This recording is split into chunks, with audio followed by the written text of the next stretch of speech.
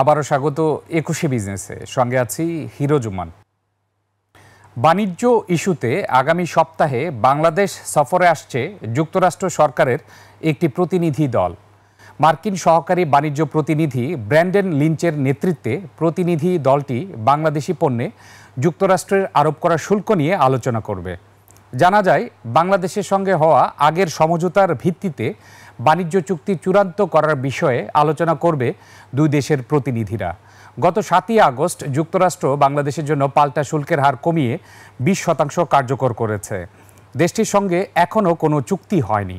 পাল্টা শুল্ক অন্তত ১৫% নামিয়ে ওয়াশিংটনের সঙ্গে চুক্তি করতে চায় ঢাকা।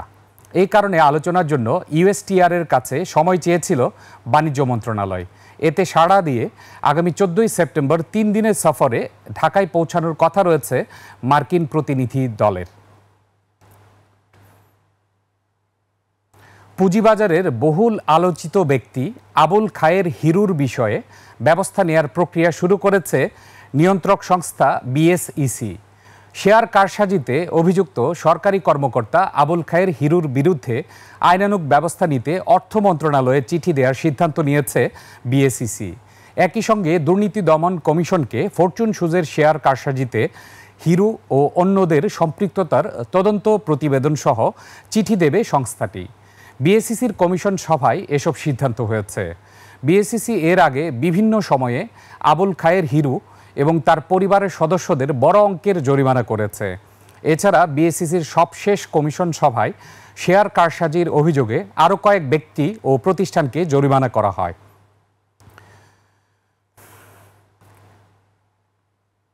রাজশাহীর বিভিন্ন সরকারি গুদামে পচা চালের পাহাড় জমে আছে। ইতোমধ্যে বাগমারা ও দুর্গাপুর উপজেলার সরকারি খাদ্য গুদামে বিপুল পরিমাণ খাবার অনুপযোগী চাল পাওয়া গেছে। এ ঘটনায় বাগমারার ৩টি সরকারি গুদাম সিল করা সহ বরখাস্ত করা হয়েছে সংশ্লিষ্ট খাদ্য গুদামের কর্মকর্তাকে। পাশাপাশি ঘটনার কারণ খুঁজে বের করতে তদন্ত কমিটি গঠন করা হয়েছে। রাজশাহী বিভাগীয় প্রতিনিধি বদরুল হাসান লিটনের তথ্য ও ছবিতে ডেস্ক রিপোর্ট। বাগমারা উপজেলার সরকারি খাদ্য গুদামে পচা চাল ধরা পড়ায় তোপের মুখে পড়েছেন কর্মকর্তা বাচ্চু মিয়া। খাদ্য বান্ধব কর্মসূচির উপকারভোগীদের জন্য বরাদ্দ চাল বিতরণের সময় এই খাবার অনুপযোগী চাল নজরে আসে। খবর পেয়ে উপজেলা নির্বাহী কর্মকর্তা গুদামে অভিযান চালিয়ে নমুনা সংগ্রহ করে ৩টি গুদাম সিলগালা করে দেন। এসব গুদামে প্রায় ১,৬০০ মেট্রিক টন খাবার অনুপযোগী চাল মজুত রয়েছে। এ ঘটনায় এলাকাবাসী ক্ষোভ প্রকাশ করেছেন।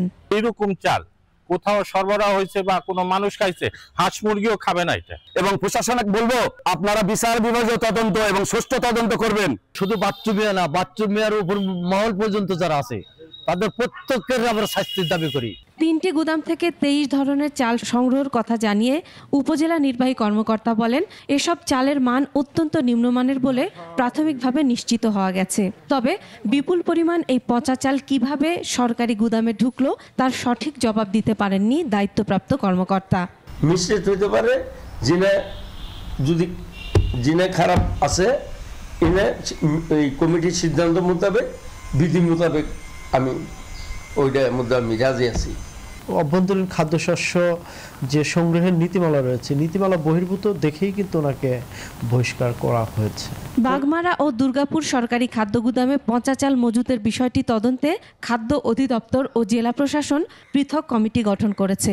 পাশাপাশি জেলার সব গুদামের চালের মান পরীক্ষা করতে আরও ৮টি তদন্ত কমিটি গঠন করা হয়েছে। কমিটির রিপোর্ট পাওয়ার আগ পর্যন্ত এ বিষয়ে মন্তব্য করাটা যেমন সমীচীন হবে না, সত্যতাও প্রকাশিত হবে না।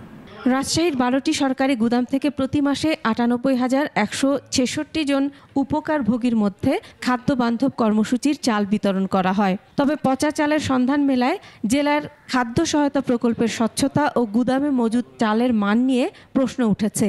তদন্তে অনিয়ম পাওয়া গেলে দোষীদের বিরুদ্ধে কঠোর ব্যবস্থা নেয়ার দাবি জানিয়েছেন স্থানীয়রা। মাসুমা লিসা, ডেস্ক রিপোর্ট, ২১শে টেলিভিশন। দেশের সার্বিক রাজস্ব আদায় সন্তোষজনক নয় বলে স্বীকার করে এনবিআর চেয়ারম্যান বলেছেন, ব্যবসায়ীদের ভোগান্তি কমাতে আইন কানুনগুলো সহজ করতে কাজ করছে জাতীয় রাজস্ব বোর্ড। তবে দেশের ব্যবসায়ীরা মনে করেন, কর হারের পাশাপাশি রাজস্ব বোর্ডের কর্মকর্তাদের অসহযোগিতার কারণে চাপে আছেন তারা।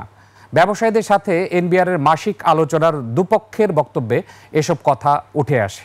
সাদাত হাবিবি সেতুর রিপোর্ট। ব্যবসা সহজীকরণ এবং ভ্যাট ট্যাক্সের বাধাগুলো ব্যবসায়ীদের কাছ থেকে জানতে প্রথমবারের মতো মাসিক পর্যালোচনা সভা। উদ্যোগটা জাতীয় রাজস্ব বোর্ড এনবিআরের। যেই যেখানে একটা বিড়ি বা সিগারেট খাক তার 83% টাকা সরকারি একচাকারে আসার কথা, অথচ আমরা পাচ্ছি না। যেখানে ব্যবসায়ীদের সরাসরি প্রশ্ন কিংবা জটিলতা নিয়ে উত্তর দেয় রাজস্ব বিভাগ। প্রতি মাসের দ্বিতীয় বুধবার নিয়মিতভাবে এই আয়োজন চালাতে চায় এনবিআর। আপনি এসআই কোডা বললেন আমি কত টাকা ইম্পোর্ট করছি, কত টাকা এক্সপোর্ট করছি, আপনি ব্যাংক গ্যারান্টিতে যাচ্ছেন কেন? এইটা আবার ব্যবসা খরচ বাড়াবে, ব্যাংকের অনুমতি নিতে হবে, আপনার লোকদের কাছে যেতে হবে, ডেস্কে যেতে হবে আমাকে। ওভারেজ 0.25 থেকে আপনার 4 গুণ বাড়িয়ে 1% করেছেন। আমরা এমডি ব্যাংকের 9% ইন্টারেস্ট ছিল, এখন 15-16%। আমরা ব্যবসারে কিন্তু ভালো নাই। একটা দোকানে গিয়ে ধরেন তার খাতা সিজ করে আমরা কম্পিউটার নিয়ে চলে গেল, ওই এরিয়াটা ধরে কাস্টমারের ভ্যাট যায়, সেইটা এরিয়াটা ধরে এত আতঙ্ক সৃষ্টি হয়। আমরা প্রত্যেকে মনে করি যে রাজস্ব বিভাগটা হচ্ছে আমাদের শত্রু, আমরা হচ্ছে তাদের জন্য মুরগি। পৃথিবীর কোনো দেশেই মোট দেশজ সম্পদের তুলনায় এত কম কর আহরণ হয় না উল্লেখ করে এনবিআর চেয়ারম্যান জানান, তাদের হাতে আর কর অব্যাহতি দেওয়ার সুযোগ নেই, শুধুমাত্র সংসদের মাধ্যমেই কর অব্যাহতি হতে পারে। এখন আমাদের রেভিনিউ দরকার। আমি বারবার আপনাদেরকে বলছি, আমাদের জাতি যেই পরিমাণ ঋণগ্রস্ত হয়েছে, রেভিনিউ বাড়ানোর কোনো বিকল্প নেই। বাস্তবতাটা হলো আমরা প্রত্যেকেই রেভিনিউ আমরা যেভাবে দেওয়ার কথা সেভাবে পাই না। এছাড়া কর আর ভ্যাট আইনের নানা অসঙ্গতি আছে স্বীকার করেন এনবিআর চেয়ারম্যান। কর ফাঁকি, চুরি আর দুর্নীতি ঠেকাতে দ্রুতই কর ব্যবস্থাপনা ডিজিটাইজেশনের কার্যক্রম চালুর আশ্বাস দেন ডক্টর আব্দুর রহমান খান। এই জায়গাগুলোতে আমাদের প্রবলেম আছে, আমরা যখন সব ডিজিটাইজ করতে পারবো তখন এগুলো অটোমেটিক্যালি হয়ে যাবে। সাদাত হাবিবি সেতু, 21 টেলিভিশন, ঢাকা। তাহলে আমরা এগুলো দেখেন। এবার এশিয়ার প্রধান শেয়ার বাজারের খবর। সূচকের ঊর্ধ্বমুখী প্রবণতা দেখা যাচ্ছে এশিয়ার বেশিরভাগ পুঁজিবাজারে। জাপানের শেয়ার বাজার নিকি সূচক 298 পয়েন্ট বেড়ে দাঁড়িয়েছে 44,136 পয়েন্টে। কমেছে হংকংয়ের শেয়ার বাজার হ্যাংসেংয়ের সূচক 55 পয়েন্ট কমে অবস্থান করছে 26,144 পয়েন্টে। বেড়েছে সিঙ্গাপুরের এসটিআই সূচক, এটি 1 পয়েন্ট বেড়ে অবস্থান করছে 4,347 পয়েন্টে। চীনের শেয়ার বাজার সাংহাই কম্পোজিট ইন্ডেক্স অবস্থান করছে 3,855 পয়েন্টে, যা আগের দিনের চেয়ে 43 পয়েন্ট বেশি। বোম্বে সেন্সেক্স 30 ইন্ডেক্সকে দেখা যাচ্ছে ঊর্ধ্বমুখী প্রবণতায়। সেন্সেক্সের সূচক 47 পয়েন্ট বেড়ে অবস্থান করছে 81,472 পয়েন্টে। বেড়েছে থাইল্যান্ডের থাই স্টক এক্সচেঞ্জের সূচক, এটি 8 পয়েন্ট বেড়ে অবস্থান করছে 1,286 পয়েন্ট। এবার ডিজিটাল মুদ্রা বা ক্রিপ্টোকারেন্সির খবর। ক্রিপ্টোকারেন্সি একটি ভার্চুয়াল মুদ্রা। ক্রিপ্টোকারেন্সির সম্পূর্ণ ধারণাটি আসলে দাঁড়িয়ে আছে ক্রিপ্টোগ্রাফি ও ব্লকচেইন প্রযুক্তির উপর। এ ধরনের মুদ্রা ব্যাংক ব্যবস্থার উপর নির্ভরশীল নয়। নির্দিষ্ট কোনো নিয়ন্ত্রণকারক সংস্থা না থাকায় প্রথম থেকেই ক্রিপ্টোকারেন্সি মুদ্রার প্রায়োগিক ব্যবহারের বিভিন্ন জটিলতা ও নানা সমস্যা নিয়ে সতর্ক বার্তা ও প্রশ্ন তুলে আসছেন বিশেষজ্ঞরা। তবে এর বিপরীতে ক্রিপ্টোকারেন্সির ব্যাপক সম্ভাবনার কথাও বলছেন অনেকে। কয়েকটি ক্রিপ্টোকারেন্সির সবশেষ মূল্য পরিস্থিতি। ক্রিপ্টোকারেন্সির মধ্যে সবচেয়ে বেশি মূল্য বিটকয়েনের। প্রতিটি বিটকয়েন লেনদেন হচ্ছে 1,14,188 মার্কিন ডলারে। বিটকয়েনের বাজার মূলধন $2,274 বিলিয়ন। দ্বিতীয় স্থানে রয়েছে ইথিরিয়াম, এটির দাম 442 মার্কিন ডলার। ইথিরিয়ামের বাজার মূলধন $530 বিলিয়ন। এক্সআরপি আছে তৃতীয় অবস্থানে, বাজার মূলধন 178 বিলিয়ন মার্কিন ডলার।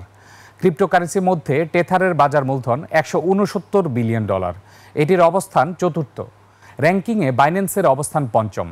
বাইন্যান্সের বাজার মূলধন $124 বিলিয়ন, এটি লেনদেন হচ্ছে $895। দর্শক, জানিয়ে রাখছি বাংলাদেশে ক্রিপ্টোকারেন্সির কোনো আইনি বৈধতা নেই, অর্থাৎ এটি অবৈধ। দর্শক, নিচ্ছি একটা ছোট্ট বিরতি। বিরতির পর দেশের স্বাস্থ্যসেবা খাত নিয়ে আমরা কথা বলবো আলোক হেলথ কেয়ার অ্যান্ড হাসপাতালের ব্যবস্থাপনা পরিচালক মোহাম্মদ লোকমান হোসেনের সঙ্গে। ততক্ষণ আমাদের সঙ্গেই থাকুন।